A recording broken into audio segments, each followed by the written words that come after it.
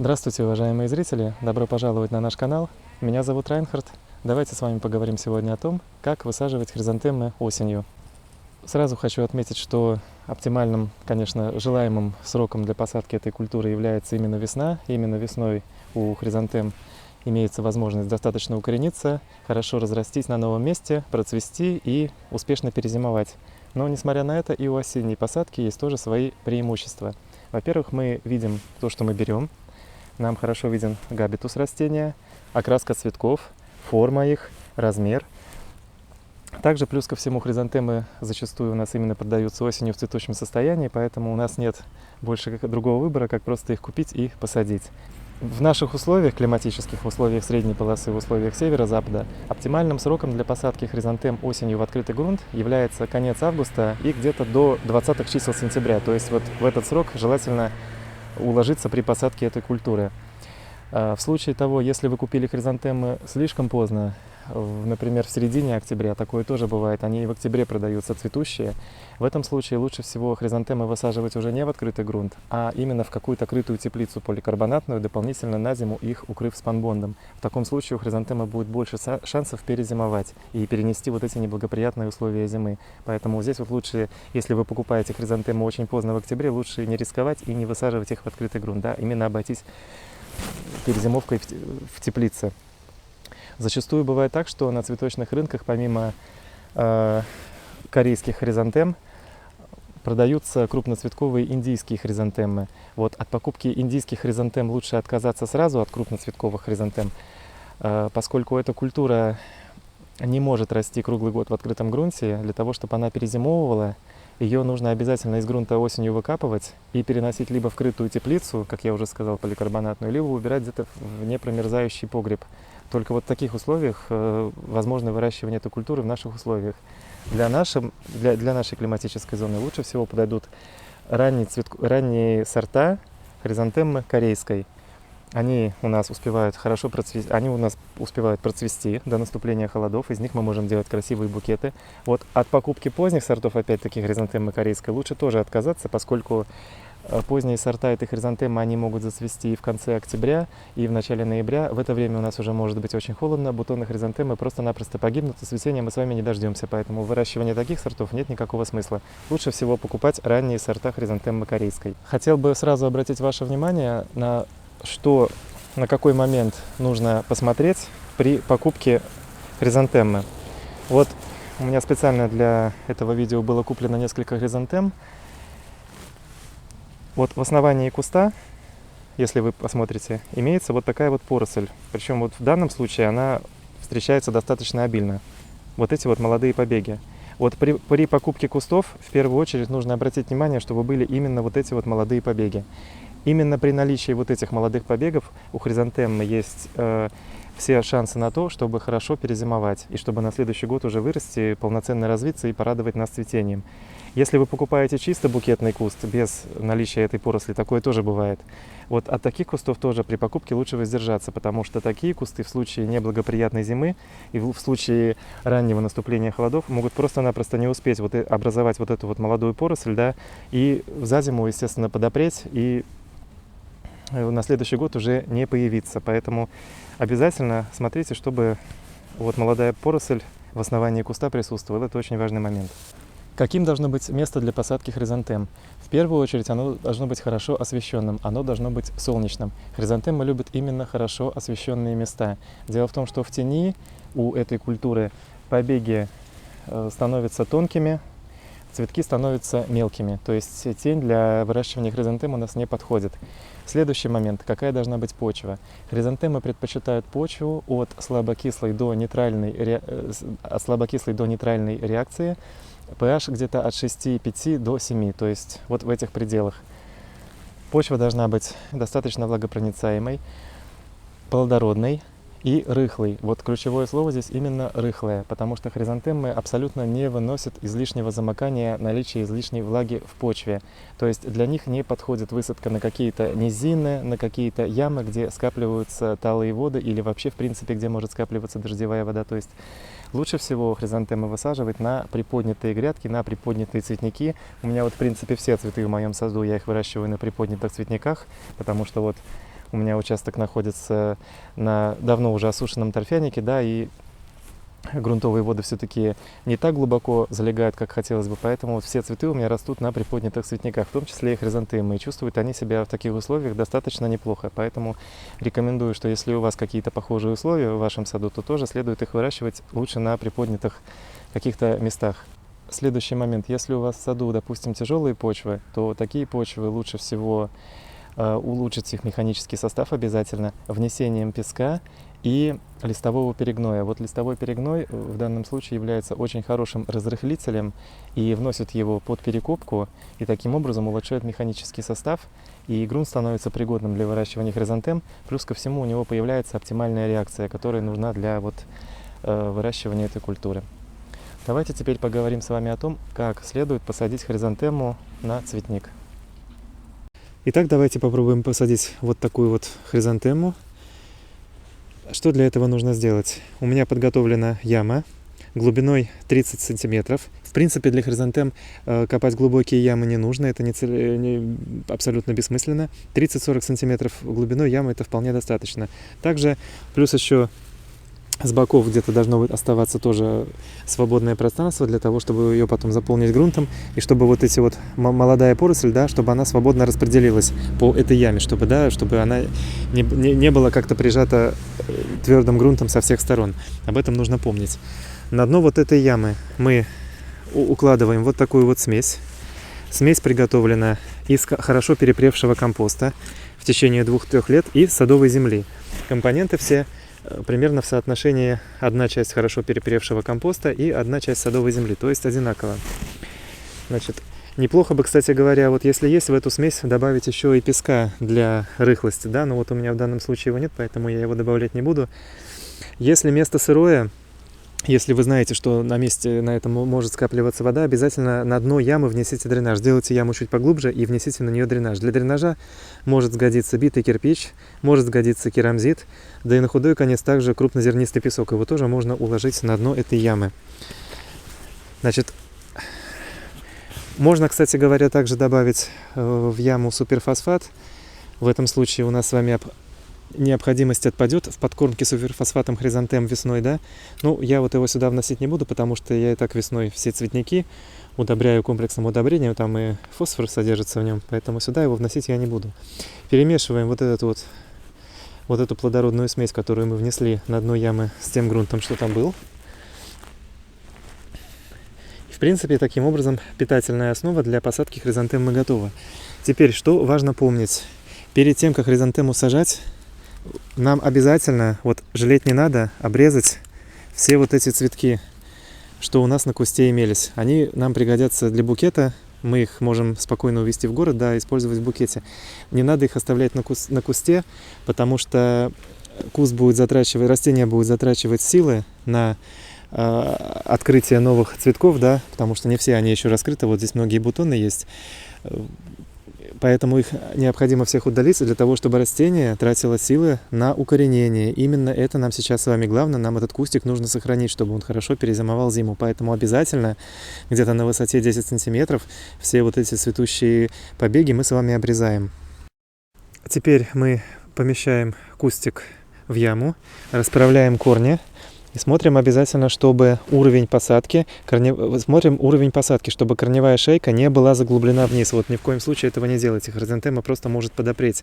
То есть сажаем ее на одном уровне с нашей почвой. Вот здесь она немножечко заглублена, поэтому я еще вниз добавлю вот этой питательной основы, уплотню ее, чтобы куст наш туда вниз не втянулся. И уже сверху поставлю кустик. Вот теперь хорошо. И засыплю этот кустик обычной садовой землей, да, которая была извлечена при выкопке вот этой самой ямки для посадки. Так вот аккуратненько мы этот кустик закапываем. Тоже периодически немножечко это все уплотняя. Обязательно следите за тем, чтобы ни в коем случае куст не заглублялся. Это очень-очень важно, потому что действительно хризантема может подопреть в этом случае. Нам это с вами не нужно. Так вот. заполняем этим грунтом нашу ямку. Не забывайте помогать молодой поросли надлежащим образом распределиться по поверхности. Как следует утрамбуйте грунт, чтобы не образовывалось никаких ямок, никаких пустот.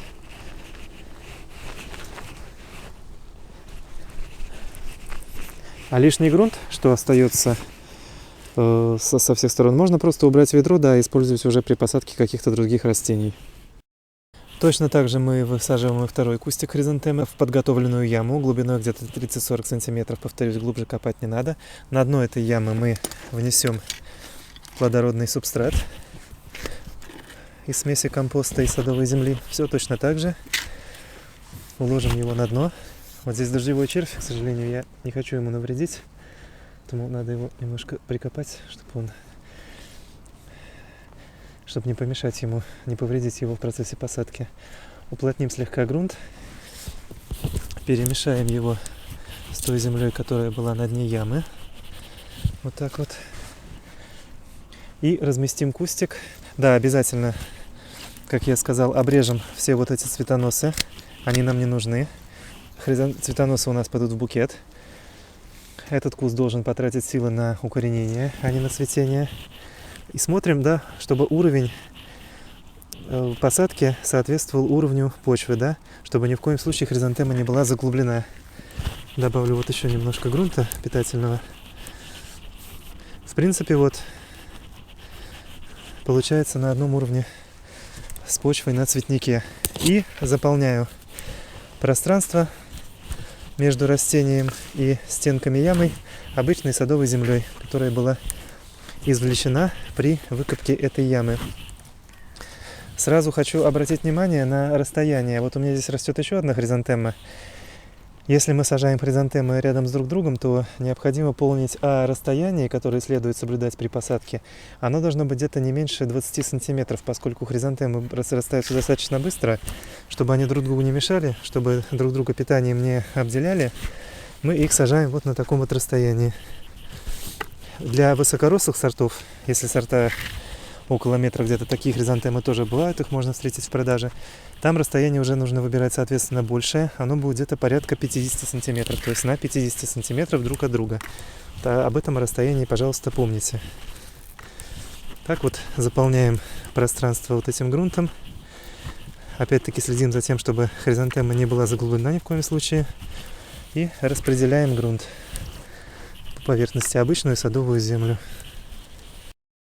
После того, как мы посадили хризантему, нам необходимо ее полить. Причем я бы рекомендовал поливать хризантему не просто обычной водой, а с добавлением какого-нибудь стимулятора роста корней. Потому что сейчас уже осень, сейчас уже достаточно поздний период, да, для совершения подобных операций. Поэтому для того, чтобы простимулировать рост корней, лучше всего вот полить хризантему либо корневином, либо гетерооксином, либо вот корнеростом, да, это здесь не принципиально, одним из любых стимуляторов роста корней.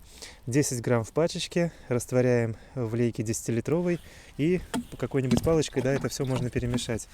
Давайте польем наши посаженные хризантемы. Сначала польем вот эту.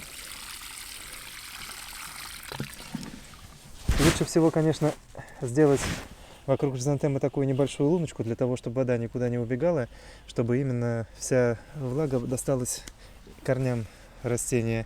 И теперь давайте польем другую хризантему также. Тоже, да, вокруг которой желательно сделать небольшую лунку, чтобы вода вниз не утекала. Иначе нашей хризантемы никакой влаги не достанется.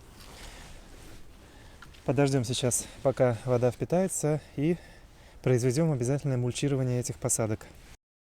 Итак, вот вода впиталась. Теперь мы можем приступить к мульчированию наших посадок. Для мульчирования можно порекомендовать использовать смесь перегноя и некислого торфа. Вот у меня здесь такая смесь в ведерке имеется. Именно ей я сейчас и буду производить этот процесс. Значит, если даже хризантема сейчас немножечко при мульчировании заглубится на 1 сантиметр вниз, это не страшно. Почему я изначально и сказал, что сажать хризантему нужно именно вровень с почвой, да, чтобы как раз таки вот учитывать само мульчирование, чтобы оно не заглублялось при этом еще больше. Для чего мы делаем мульчирование? Во-первых, оно будет предохранять наши растения от ранних заморозков. Неизвестно, когда они начнутся, мы не можем так точно предсказать погоду. Соответственно, мы будем уверены в том, что растение будет от этих холодов защищено. Также оно будет служить дополнительным питанием. Хризантемы любят достаточно плодородные почвы, да, как уже было сказано, поэтому вот такое вот мульчирование как раз-таки после посадок осенью производить необходимо. Тот же самый процесс я сейчас проделаю и со второй хризантемой. Точно так же тем же грунтом, тем же субстратом я ее замульчирую вот по площади посадочной ямки. Вот точно так же я замульчировал сейчас и вторую посаженную хризантему. Да? Примерно по периметру посадочной ямы вот эту вот мульчу мы распределили.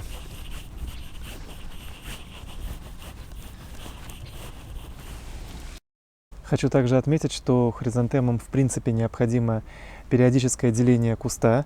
Эти растения большими кустами зимовать не могут, им очень трудно перенести в таком состоянии неблагоприятные условия зимы, да, поэтому об этом не забывайте. Деление куста хризантемы где-то в среднем делают через 2-3 года. Вот надо еще при этом учитывать ту ситуацию, где у вас растет хризантема. У меня, например, в саду почвы достаточно плодородные, и те цветники, на которых растут хризантемы, из-за этого они разрастаются быстрее. Поэтому я делю хризантемы каждые 2 года, на 3-й год я их уже не оставляю, потому что за 2 года у меня успевает образоваться уже достаточно большая куртина.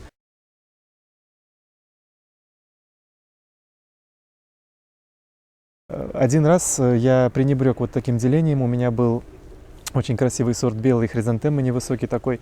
Рос он на меня на одном месте 4 года. Я подумал, что делить я его не буду. Раз 4 года он просидел на этом месте, и я оставлю его и дальше. И вот на 5-й год он у меня после зимы не вышел. То есть весной я обнаружил только вот эти вот подопревшие палочки, которые торчали из земли, ни одного живого ростка. Поэтому имейте в виду, делите хризантемы обязательно.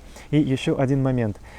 В принципе, хризантемы, корейские даже, они у нас в нашем климатическом регионе, они у нас требуют укрытия на зиму. Особенно это касается тех хризантем, которые мы сажаем с осени. Вот не забывайте их обязательно на зиму укрывать. Неизвестно, какая будет зима. Она может быть бесснежной, она может быть малоснежной, снег может растаять, потом ударить морозы, хризантемы опять померзнут, погибнут, особенно посаженные. Да? Обязательно их укрывайте. Что можно использовать для укрытия? Для укрытия можно использовать лапник. Вот, например, кто-то может пилить деревья, те же самые сосны или елки, да, потом ветки просто в сторону выбрасывают, заберите их себе, пока никто не видит, да, укройте ваши цветы. Потом также можно использовать воздушно-сухое укрытие для хризантем. Над ними можно установить ящик, на который кладется спанбонд, и вот таким образом там у нас имеется воздух, и хризантема зимует очень хорошо, по принципу розы. У меня на этом все. С посадкой хризантемы мы с вами разобрались. Достаточно нетрудный процесс. Важно только соблюдать вот те простые правила, о которых мы сегодня поговорили. И вы получите достаточно хороший результат. Ваш сад будет осенью украшен хризантемами, которые вы можете срезать в букеты, дарить близким, особенно тем, у кого день рождения осенью. Красивый букет из хризантем является очень хорошим подарком. Ну, а вот от сегодняшней посадки у меня остался вот такой вот скромный букетик. Я его тоже заберу с собой. У меня на сегодня все. Желаю всем всего хорошего. Не забывайте подписываться на наш канал, ставьте лайки, если видео было для вас полезным. Всего доброго, до свидания.